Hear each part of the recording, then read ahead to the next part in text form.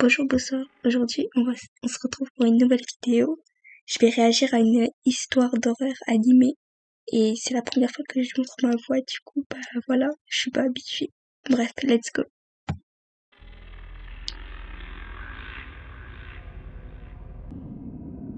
Mon camarade de classe n'est pas normal. Je m'appelle Flora, et je vais vous raconter une histoire à propos d'un événement qui m'est arrivé il y a 2 ans, et qui m'a marqué à vie. J'étais encore lycéenne, en terminale. Tout se passait pour le mieux, je ne pouvais pas demander plus. J'avais de bonnes notes, je m'entendais bien avec mes camarades, et nous traînions souvent tous ensemble. Enfin, tous, à l'exception de ce garçon, qui restait toujours dans son coin. Il passait tout son temps à dessiner en silence sur son siège. Déjà, il a l'air bizarre, moi je l'approche pas. Après, peut-être qu'il est timide. Tout à l'arrière de la classe. Tout le monde prenait son comportement pour de la timidité. Et généralement, tout le monde préférait le laisser tranquille. En fait, j'étais l'une des rares qui essayait de le pousser un peu à sortir de sa coquille. Mais il m'ignorait royalement à chaque fois que je lui adressais la parole. Mais pourquoi elle force? Ouais, c'est bien de l'aider, mais bon, s'il veut pas, tu peux rien y faire. J'ai fini par abandonner l'idée de le sortir de sa forteresse de solitude, me disant qu'il préférait probablement sa propre compagnie. Puis un jour, je suis tombée sur lui dans les couloirs. Il était assis dans un coin, avec son éternel carnet à croquis. C'est moi ou on dirait il est en train de chier? En le voyant, j'ai décidé d'essayer une ultime fois de lui parler. Je me suis approchée et je lui ai gentiment demandé ce qu'il dessinait. Comme d'habitude, il ne m'a pas répondu. Il ne m'a même pas montré un seul signe indiquant qu'il avait remarqué ma présence. Il a juste continué à dessiner avec une expression indéchiffrable sur son visage, calme et sans émotion. Après un petit moment toujours sans réponse, j'ai fini par le laisser tranquille. Quelques jours plus tard, en rentrant chez moi, je l'ai repéré dans la station de métro. La station était plutôt déserte. Il n'y avait que 3 personnes sur le quai. Moi, un homme dans la quarantaine assis les jambes croisées sur un banc, avec une petite mallette. Moi à sa place, je me barre. S'il y a que 3 personnes, elle est pas en sécurité là. À tout moment, on la tue. Et mon mystérieux camarade de classe, portant un En plus, il est là, lui, c'est encore pire. Avec son gros sac là. grand sac de sport. Cette fois-ci, j'ai décidé de ne même pas essayer de lui parler. Je n'avais pas envie de me faire ignorer à nouveau. Quand le métro est arrivé, nous sommes tous montés dans la même rame. Ce qui m'a aussitôt frappé, c'était la puanteur insoutenable qui flottait dans l'air. Ce n'était pas une odeur de sueur, mais plutôt une odeur de viande en décomposition. Une odeur Ah non, c'est trop grave. Oh. Ça se trouve, le mec là, il découpe des corps. que je n'oublierai jamais. L'expression de l'homme plus âgé indiquait de la surprise, suivie presque aussitôt par du dégoût. J'en ai conclu que ça ne venait pas de lui. Ça voulait dire que la source était mon camarade de classe, ou plutôt son sac de sport. Je voulais m'éloigner pour mettre de la distance entre moi et son sac nauséabond. Mais au moment où j'allais bouger, l'homme a dit quelque chose qui m'a fait stopper net. « Jeune homme, il y a quelque chose qui coule de ton sac. » Lui, il est gentil, ça se voit. J'ai baissé les yeux vers le sac, et en effet, Mais c'était sûr en fait, c'était sûr.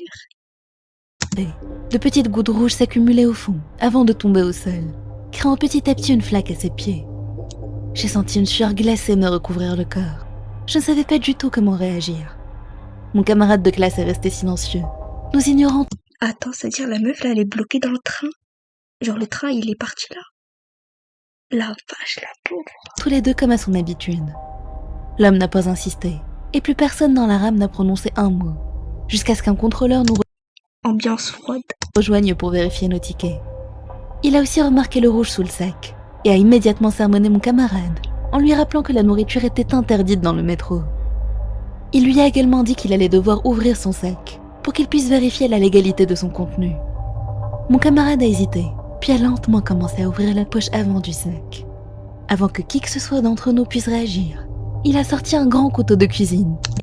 Wesh. Mais déjà, pourquoi le vieux, il lui demande d'ouvrir le sac? Genre, mêle-toi de tes affaires. Ça se voit qu'il est dangereux, il y a du sang qui coule de son sac. Oh là là. Elle a pointé dans notre direction, toujours sans dire un mot. Heureusement pour moi, le contrôleur et l'autre passager ont réussi à le désarmer et à le maîtriser rapidement. Ils m'ont demandé d'appeler la police et de prévenir le conducteur, ce que je me suis empressée de faire. 10 ou 15 minutes plus tard, la police est arrivée à la station suivante, où nous étions tous en train d'attendre. Ils ont pris ma déclaration puis ont ouvert le fameux sac nauséabond. Il y avait 2 mains humaines à Oh l'intérieur, là là. couvertes de sang. Ça aurait pu être ses mains. Le spectacle était horrible, et cette image est toujours gravée dans ma mémoire à ce jour. Plus tard, j'ai appris Miskina, elle est traumatisée maintenant. que mon camarade de classe avait de gros problèmes psychologiques, et qu'il avait continuellement Ah bah ça se voyait. Hein. dessiné des mains dans son carnet de croquis. Je suis toujours en thérapie, pour me remettre des séquelles psychologiques de ce qui s'était passé, mais je n'y suis toujours pas arrivée. Je n'arrête pas de penser que j'aurais pu perdre mes mains, ou pire encore. Tout ce que je voulais, c'était tout oublier.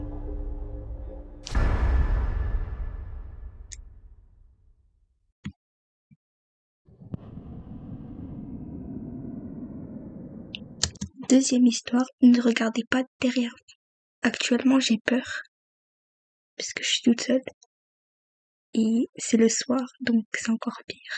Mais vas-y. Cette histoire nous vient de Vincent, et lui est arrivé un soir où il était avec son ami Dave, en train de se promener dans un parc près de chez lui. Alors qu'il marchait, il a soudainement entendu une voix derrière eux. Ne regarde Je vais câbler, wesh. C'est quoi ça? pas derrière toi. Ne regarde pas derrière toi. Si tu regardes derrière toi... Vincent, surpris, s'est arrêté.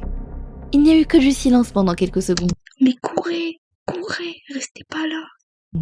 Puis, soudainement, il a entendu un bruit de déchirure, puis un grognement de douleur. Il ne pouvait pas dire si ce grognement était humain ou animal. Saisi de peur, il a serré les dents pour contrôler sa curiosité instinctive et s'empêcher de regarder derrière lui. Il a cependant jeté un coup d'œil à son ami Dave, qui, lui, semblait ne pas avoir réussi à résister à la tentation. Il Oh pensait non. que quelqu'un Oh non, j'ai trop peur, j'ai pas envie de regarder. se payait leur tête, et en souriant, il a regardé tout autour de lui. Mais pourquoi il sourit? Bro, t'es là? T'es en train de te faire limite, y a un mec fou. Et t'es là, tu souris? Il n'a cependant rien pu voir, parce qu'il faisait déjà noir. Dave pensait que ce n'était rien de grave, mais au Oh non, il s'est paré. Oh là là, courez, appelez la police, je sais même pas. moment, ils ont entendu quelqu'un crier. « Si tu regardes derrière toi, tu vas mourir. » Quelque chose a volé, et s'est violemment planté dans le corps de Dave. Il est tombé au sol en gémissant, et c'est là qu'ils ont pu voir que c'était un couteau, profondément planté dans sa jambe. Vincent le regardait, Oh non. blanc comme un linge, sans savoir quoi faire. Dave lui a crié de ne pas regarder derrière lui et de courir. Vincent a attrapé le bras de son ami, et s'est enfui en courant comme jamais. Il a entendu quelque chose derrière eux les pourchasser, mais il refusait de se retourner C'est quoi ça? Oh, pour voir ce que c'était. La voix a continué à crier derrière eux. « Donne-le-moi, je meurs de faim !» Vincent a enfin eu le courage de jeter un coup d'œil derrière lui, oh, la tête, c'est un cannibale. et il a aperçu un homme en train de rire, avec une bouche ensanglantée. Il courait derrière eux comme un fou, tenant un autre couteau à la main. Dave, Non. qui boitait de plus en plus, Non. a été sauve obligé ton de pote. ralentir, et le fou furieux les a rattrapés. Non, en vrai, dans ce genre de situation, moi, je sauve que ma vie. Je suis désolée, mais... Wesh. Il a saisi la jambe de Dave et a essayé de couper sa chair avec son couteau, comme s'il coupait un steak. Vincent lui a donné un coup de pied, aussi fort qu'il le pouvait, et a réussi à le repousser. Ils ont fui de justesse, et sont parvenus à reprendre de l'avance et à s'éloigner de cet homme dérangé. Ils se sont cachés dans le premier endroit qu'ils ont pu trouver, et ont immédiatement appelé la police. Ils n'ont pas tardé à entendre les sirènes approcher. Vincent a examiné Dave pour juger son état, et il a découvert que sa jambe était déchiquetée. Quand il lui a demandé ce qui s'était passé exactement, Dave a répondu qu'au moment où il avait regardé derrière lui, il avait vu un sans-abri en train de dévorer quelque chose qui paraissait vivant, parce que ça bougeait. Dès que leurs regards se sont croisés, il l'a visé avec le couteau qu'il tenait. Les policiers ont pu retrouver l'homme et l'ont arrêté sur le champ. Ils ont également trouvé un autre homme, toujours vivant, dont la chair avait été arrachée de ses os. La vache. Je me demande... Il était dans un état critique et a succombé à ses blessures sur le chemin de l'hôpital. C'était quelqu'un qui rentrait d'une soirée. Il était alcoolisé et aurait apparemment perdu connaissance en rentrant chez lui. Le sans-abri cannibale l'avait trouvé et l'avait dévoré vivant. Vincent n'oubliera jamais le visage pâle de Dave, tordu de terreur, ainsi que l'état de sa jambe. Il n'arrête pas de se dire que s'il n'avait pas réussi à s'enfuir, Ils auraient connu l'une des pires tortures possibles.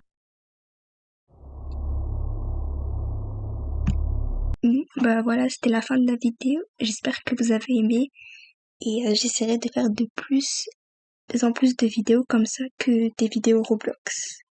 Bref, ciao ciao tout le monde.